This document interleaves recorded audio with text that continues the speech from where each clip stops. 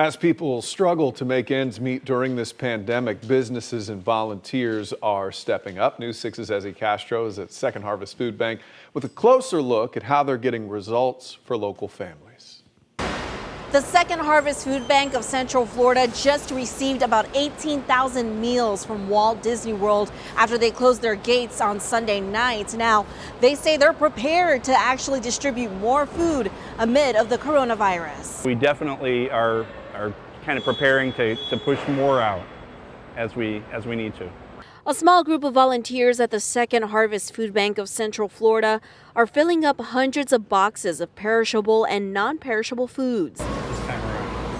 A lot of it was just donated by Walt Disney World after the company shut down the parks in order to prevent the coronavirus from spreading. Chief Development Officer Greg Higgerson says he's now seeing an increase of need because of the recent shutdowns across Central Florida. We know that our partner agencies that we distribute food through are all seeing an uptick in demand as people are watching that last paycheck kind of evaporate. So it's the beginning of a very tough time for people in Central Florida. Higgerson says local nonprofit organizations usually grab meals from the food bank, then take it to a designated location like the homeless shelter.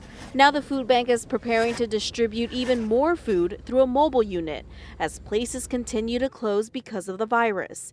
Higgerson is hoping more organizations will step in to help. But if you're a food company who has extra food as a result of restaurants closing, things like that, we definitely want to talk to you if you have corporate type food donations, food industry donations. In Orlando, Ezzy Castro getting results, News 6.